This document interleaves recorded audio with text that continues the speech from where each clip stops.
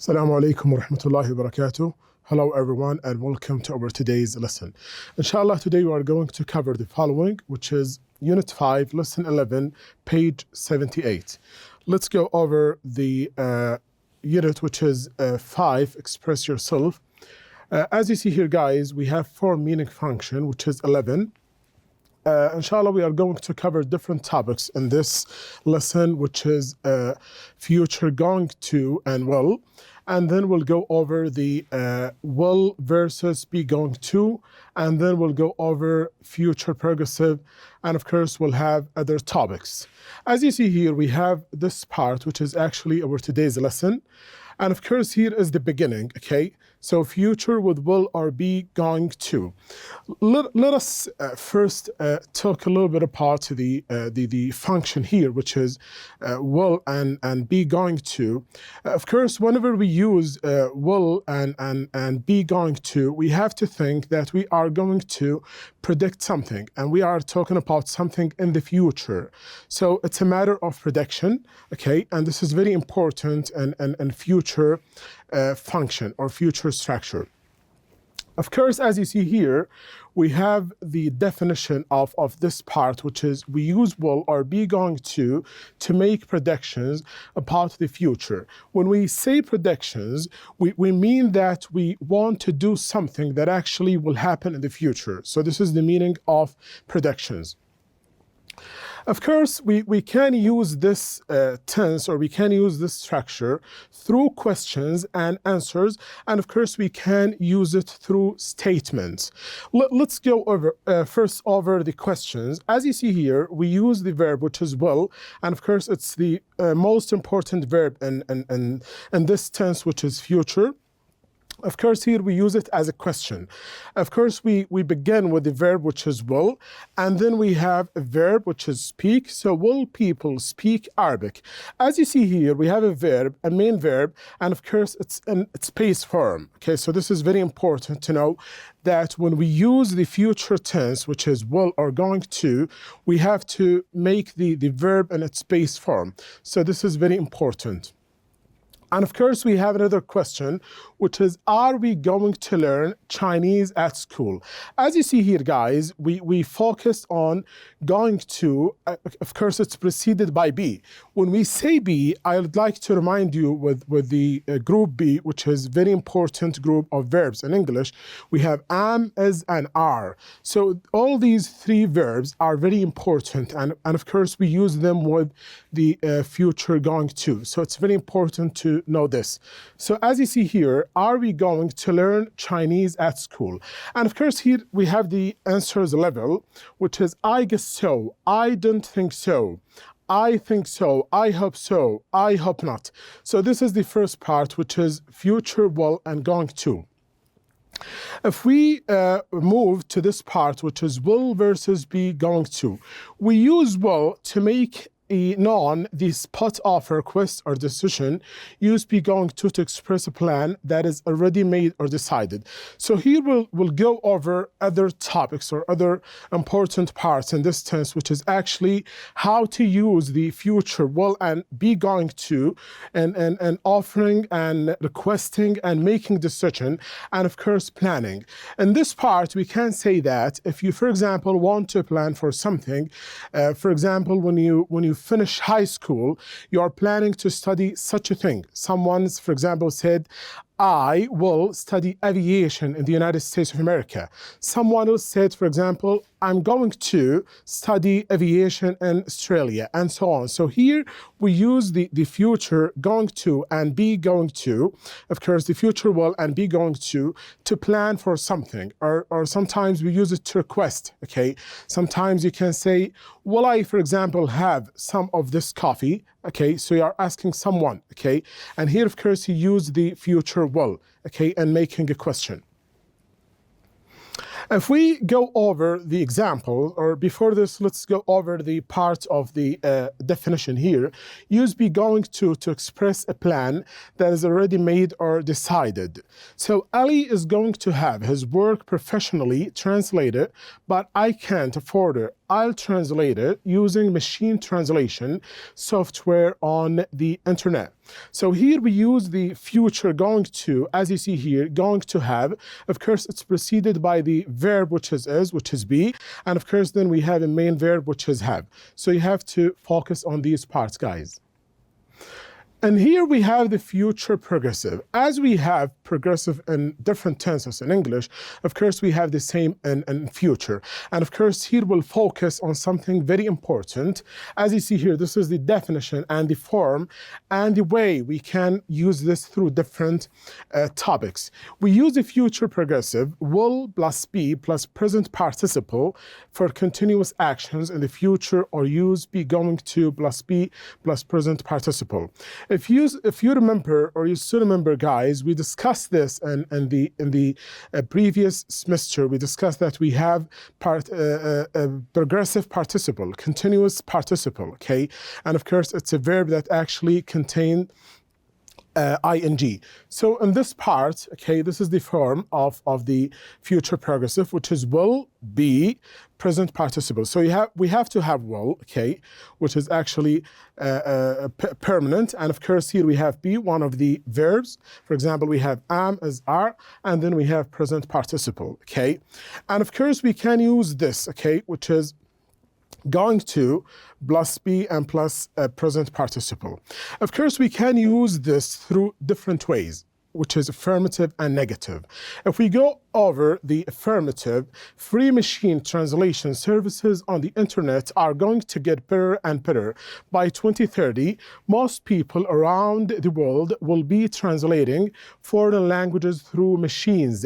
They will no longer be learning the lingua franca or franca, the common global language, to communicate in business and trade. So this is the will, okay, or the future will, which is progressive, will plus be, and then we have a verb in the ing form. And of course, here we have future going to, which is will. And of course, we have be plus the verb in the ing form. Of course, we can use this tense through different levels, which is questions and of course answers. If you go over this part, which is questions, of course, here we have, will you be working on the weekend? As you see here, this is the base, or this is the form that we discussed earlier, which is will plus be and a verb in the ing form. And of course, the answer is yes, I will, or no, I will not. Okay, as you see here, this actually is the abbreviation of will not. Okay, of course, this is actually non-verbally. We don't pronounce it as won't, we pronounce it as will not. And of course, here we have another example, which is, are they going to be taking? This is actually future going to. As you see here, we actually started with the verb are, which is be, and of course, then we have going to, and then be, and of course, finally, we have a verb in the ing form. This is actually the answers. We have here short answer with positive or affirmative, and of course here we have with negative, yes they are, no they are not. For now, guys, we'll go over some exercises, which is actually very important. We'll go over them together and do them together, because actually it focuses on the forms that we discussed, or that we have discussed in this lesson. As you see here, complete the predictions about the future with the correct form of the verb. More than one answer is possible. So here we can use both answers, which is actually correct. So I'd like you to focus on this part. The first sentence is, in the next couple of years, speech recognition applications translate, of course here we have this verb between brackets, foreign languages at business meetings in real time. Let's see together what is it, guys. Try to think about it before we start having the answers. Of course, here we have two answers, will translate and are going to translate. Of course, here it's in the base form. Number two, someday soon we, of course, use our smartphones to translate printed text by using the camera function. Of course, here we have will use and are going to use. I'd like you to think about the rest, guys. Let's see together. Cars on gasoline, they will run on electricity, not run. Let's see together. Of course, it will not run and aren't going to run. So this is actually the best answer or the correct answer. Very good, guys. Good job. Let's go over the fourth one, which is robots will not be able to make autonomous decisions. They will do and will not be able to do what they are programmed to do. Let's go over the fifth one, guys, and see if you have something to add here. In 50 years, time now one, use the lingua franca to communicate. We will all use machine translation software. Let's see what is it, guys, together. Excellent, very good. So we have done with the first part of our today's lesson, which is future going to and will, future will. For now, we'll go over the second part, which is conditional sentences with if clause, imaginary situations for the present. At the beginning, let's go over and let's define what is a clause. Okay, in English, of course, we have simple English sentence, which actually contain or which actually consist of subject, verb, object. This is actually very, very clear and very important, okay? And you all, or the majority of you, know this. For now, we'll discuss something else, which is a clause. A clause actually consists of a subject, verb, object, and of course it's actually linked with another sentence, which is actually comes alongside together. So if we go over this part, which is conditional sentences with if clauses, we'll focus on the if clause, and of course we have another clause which is actually consists of another tense. Okay, we'll go over this together, guys. We use conditional sentences to talk about imaginary or hypothetical situations in the present. We use the simple past and the if clause. So I'd like you to focus on this part. So here we have two clauses. One is the if clause and the other one is the main clause, which is the conditional sentences. Of course, at the first part or at the first clause, we'll talk about imaginary or hypothetical situations. Sometimes we use this tense or we use this actually form or structure to show the imaginary situations, okay, or hypothetical situations. So we have to use this, which is actually if clause in this part, and of course will be in present, while the other clause will be in the past tense. Let's go over this sentence, and actually it's a very important example. If I didn't know foreign languages, I wouldn't travel around Europe alone this summer. Of course, if we think about the if clause, of course here we have didn't, okay, which is in the past simple. While if we go here, we have wouldn't travel, which is in the simple present. But I do know foreign languages, so I'm going to travel around Europe alone. Of course, here we move to the second part of the important things here. Of course, here we have wish if only for unreal situations. So here we'll go over something very important, which is how to use the wish, okay, verb, which is actually wishing, okay. If we go over the definition here, use wish for things you want to happen, but probably will not. We can also use if only in place of wish to add emphasize. So we use the verb wish, okay, if we actually imagine something that gonna happen, but at the real time, it will not happen. So this is the way we use wish. Of course, we can have if clause, and of course we have a main clause. As you see here, I don't know many foreign languages. So actually this is present, okay? And of course here, I wish if only I knew more foreign languages.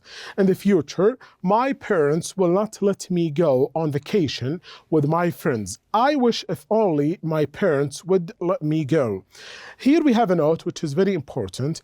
Was is usually used in informal spoken English with I wish I was on vacation. So this is very important. Whenever you want to mention something in the past, and of course you started your sentence or your statement by the pronoun I, of course you will not use the verb in the past, which is was, okay, because this is unspoken and of course informal. But the correct way to use the verb, which is actually as in here, I wish I was on vacation. So this is actually informal spoken English. Of course, here we have an exercise which is very important. We'll go over this exercise together, guys. Work with a partner, read the sentences below, and end with your own ideas. So here is your job, guys, is to end up this sentence or these sentences with your own ideas. Let's go over the first one. If I could choose any destination, let's see, what is it? I would go to the Red Sea in Egypt. That's very good, guys. Good job. What about number 2? If I had some extra money, I would buy a new laptop. This is very good. Good job, guys. What about number 3? My friend asked me to go surfing. I wish I could surf. That's very good. Number 4. He will not lend me his textbook. I wish he would lend me his textbook. Very excellent. What about number 5? If we had more time, I would feel less anxious. That's very good. Good job, guys.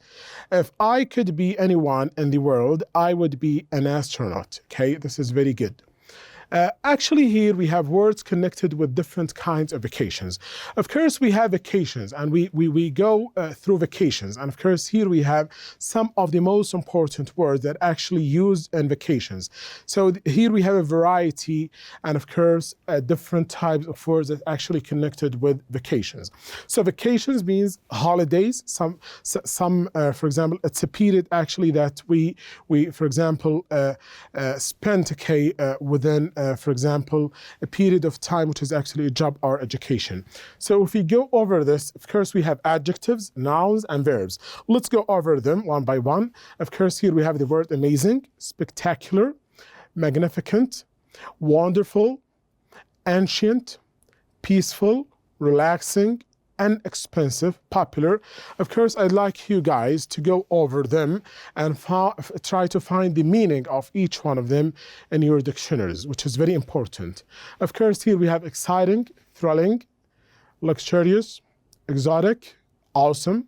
And of course, here we have the nouns list, which is marine life, rainforest, plants, animals, city, archaeological site, buildings, tombs, rocks, adventure, wildlife, coral reef, desert oasis, museums, art galleries, and of course here we have verbs: visit, see, learn, explore, dive, experience, trek, travel, and hike. So this is actually a very important list. You have to know them all. And of course, it's actually divided into adjectives, nouns, and verbs. So try to think about them and know the meanings of them. As you see here, we have an exercise which is actually related to the topics and the recent topics that we have discussed. Let's go over it together. Match the headings A to D to each text 1-4. Complete the gaps with a vocabulary word from the chart above. Of course, here we have 1, 2, 3, 4, of course, charts. And as you see here, we'll link them with the sentences or statements here. Let's see it together, guys. So scuba diving in the Red Sea, Saudi Arabia, okay, is actually related to 2. Trekking in Oman, actually related to 4. And of course, ecotourism in the Malaysian rainforest, related to 3. And of course, desert tour in Jordan, related to 1.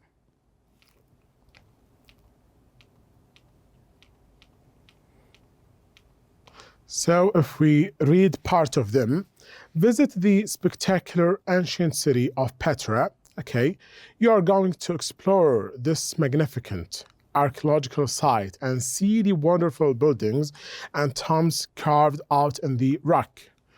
Dive in the peaceful coral reef of the Red Sea. You are going to see some of the most awesome and colorful marine life. Come face to face with sea turtles, lionfish, manta rays, and dolphins.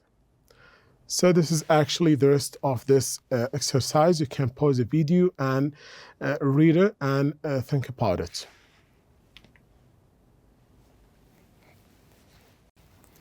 Okay, guys, that's all for today. Thank you very much.